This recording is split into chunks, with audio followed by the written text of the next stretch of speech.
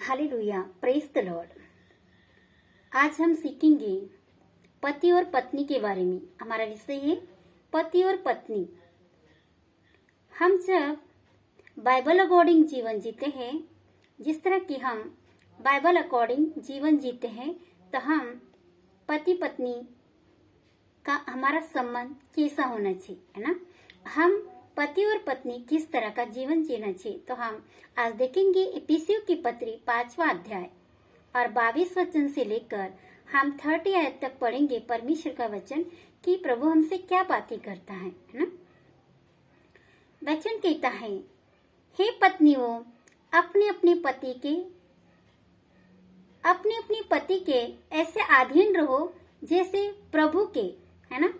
तो परमेश्वर का वचन कहता है, हे पत्नियों अपने अपने पति के अधीन रहो जैसे कि प्रभु के, क्योंकि पति पत्नी का क्या है, सिर है। जैसे कि पति पत्नी का सिर है, जैसे कि मसीह भी कलीसिया का क्या है, सिर है। मसीह भी क्या है, कलीसिया का सिर है। जैसे हम देखते हैं कि कलीसिया मसीह के अधीन होती है। जब हम चर्च में जाते हैं, जब हम परमेश्वर के पवित्र वेदी के पास जाते हैं, तो हम अपने आप को परमेश्वर के अधीन कर देते हैं, है ना। उसके बताए हुए रास्ते पर हम चलते हैं। वैसे ही मसीह भी क्या है, हमारा सिर है। किसका सिर है, मसीहा, कलीसिया का। यीशु मसीह हमारा क्या है, सिर है।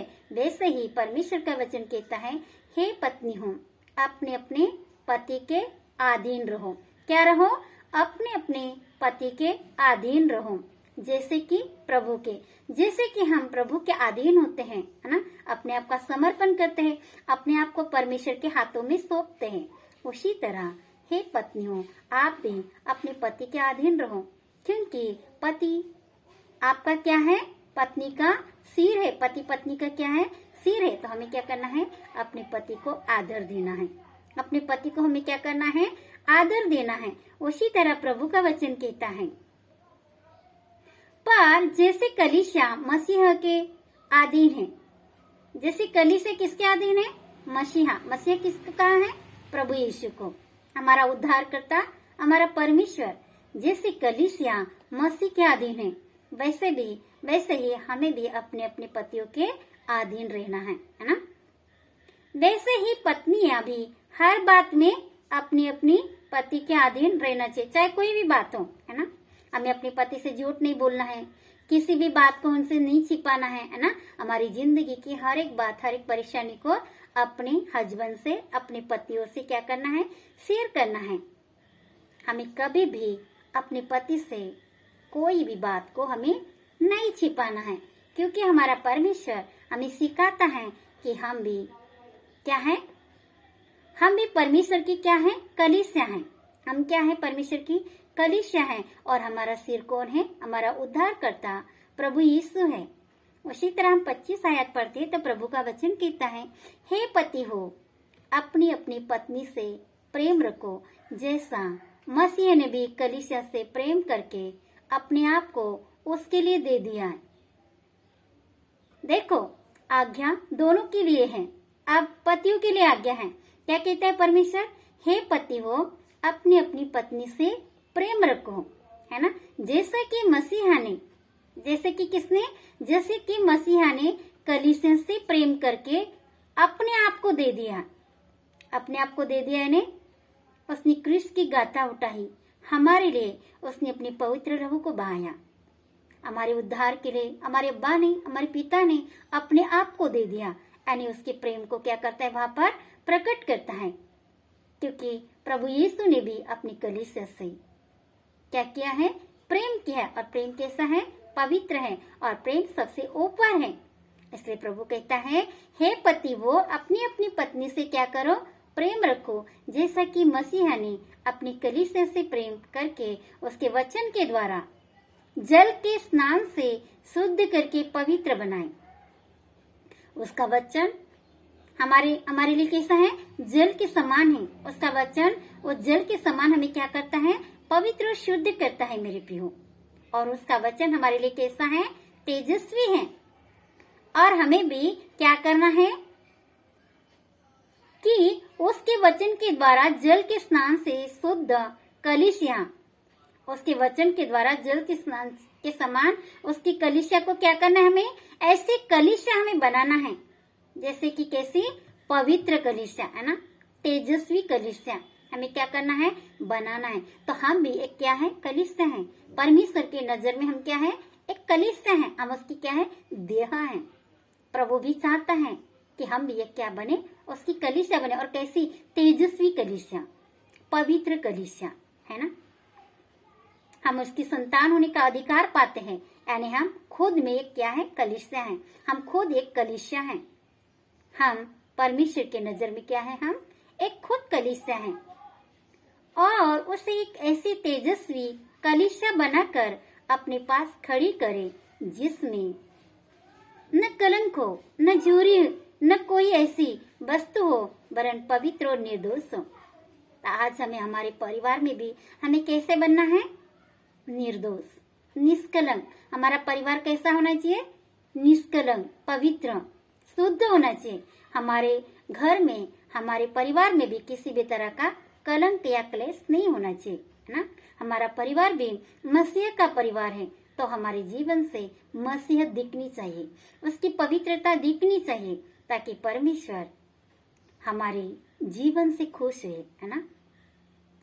हमारे जीवन की चाल चरण, हमारी जीवन शैली को देखकर परमेश्वर क्या हो जाए, खुश हो जाए। तो हम भी, हमें क्या करना है, उसके वचन के द्वारा, है ना, उसके वचन के द्वारा जल के स्नान से, उसके वचन के द्वारा जल के स्नान से हमें क्या करना है, शुद्ध करके एक पवित्र बनाए। शुद्ध करके क्या बनाए, हम पवित्र बनाए, और उसके एक ऐसी तेजस्वी क्या करें, निष्कलंक कलीसिया बनाए।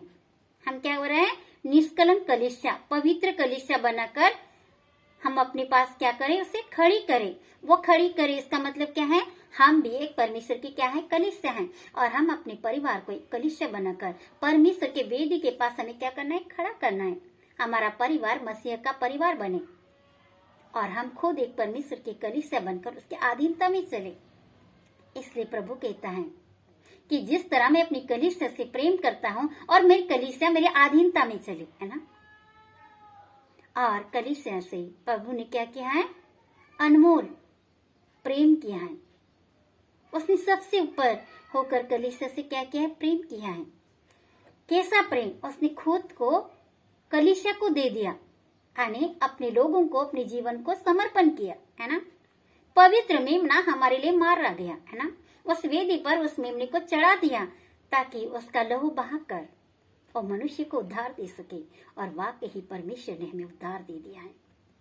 वो है मसीह, वो है उसका प्रेम जो हमें जीवन देता है और हमें जीवन जीना सिखाता है, हमारी जीवन शैली को चेंज करता है, हमें पवित्रता ही में ले चलता है। वो है परमेश्वर का प्रेम।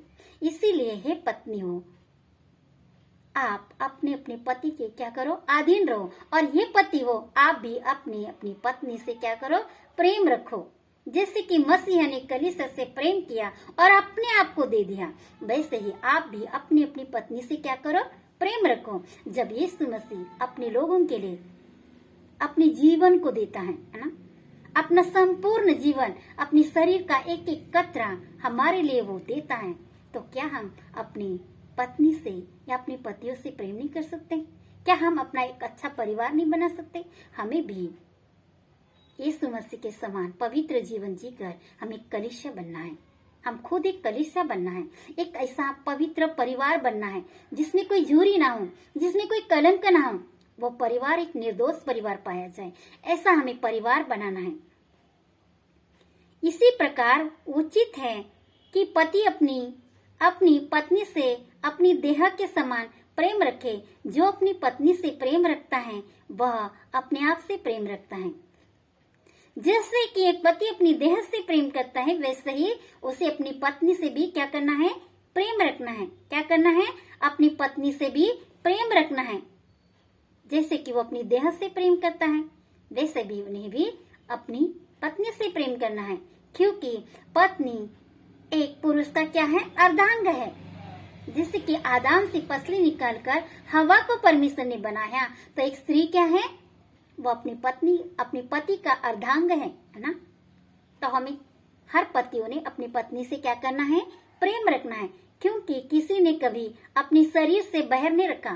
क्या वाकई हम अपने शरीर से बाहर रखते हैं क्या? नहीं।